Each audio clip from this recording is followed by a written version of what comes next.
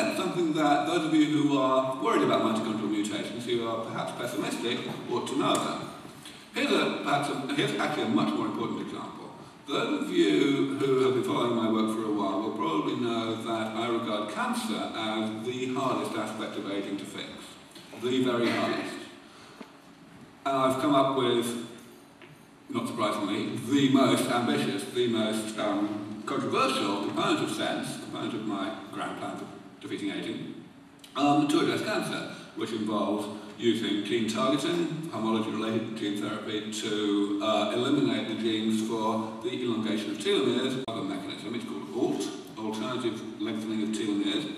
And some of the smartest people that I know in the field of the biology of aging, who take me very seriously, have felt that the main reason why my proposal isn't going to work is because of ALT. Because we don't know what the genes are that are responsible for the telomerase-independent lengthening of telomeres in 10% of cancer. And I think they're probably right, that this is the weakest link in my proposal. So I'm very interested in ways to plug that weakest link. And this paper came out just in the past few weeks, which is probably the biggest breakthrough yet in identifying, if you like, a counterpart to telomerase. A gene that is specifically expressed in places where telomeres get elongated without the help of telomerase, and which therefore is a very promising candidate target for the corresponding therapy, for the elimination by gene targeting. There will again be side effects. In this case, it very much looks as though the side effects will be extremely mild because they will be restricted only to meiosis, and those of you who have given up on the idea of using meiosis to have offspring will not be worried about that. So that's all pretty good news, and I'm definitely following that with great interest. Here's another wonderful example, and this is more of a political example. This is a bit of a niche result. It's a result showing that there might be actually a function for the fragment of protein that causes some aspects of Alzheimer's disease.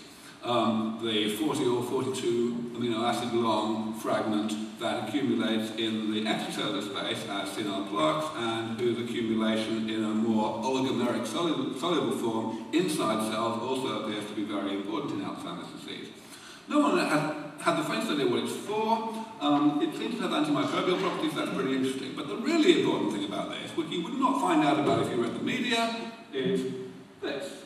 One of the authors is the rock star of Alzheimer's research. Well, I won't say the rock star, but certainly one of the two or three. Plus, he also is fantastically good at playing the piano. He really is an absolutely superstar at the pianist. Now, the reason that's important is because there is other work going on in this area which is really way ahead of this paper, and which is done by almost an anti-rock star of the Alzheimer's field. A professor at the University of Manchester, who has been beavering away for well over a decade in this general area, and has found some extraordinarily important results over the years with respect to the influence of a particular virus, herpes simplex virus, on Alzheimer's disease, especially in people who are genetically predisposed for Alzheimer's because they have the wrong allele of ApoE. And she has had the most incredibly hard time getting any funding for her work, so the work has been massively slowed down, simply because it's a radical off-the-wall result. This paper, in and of itself, doesn't mean very much, but politically, in a field which is particularly political, which Alzheimer's research certainly is, because there's so much money in it, it means an enormous amount. It means that there's a very good chance that some work that has been utterly neglected for purely vested interest political reasons for a very long time may actually move forward much faster now.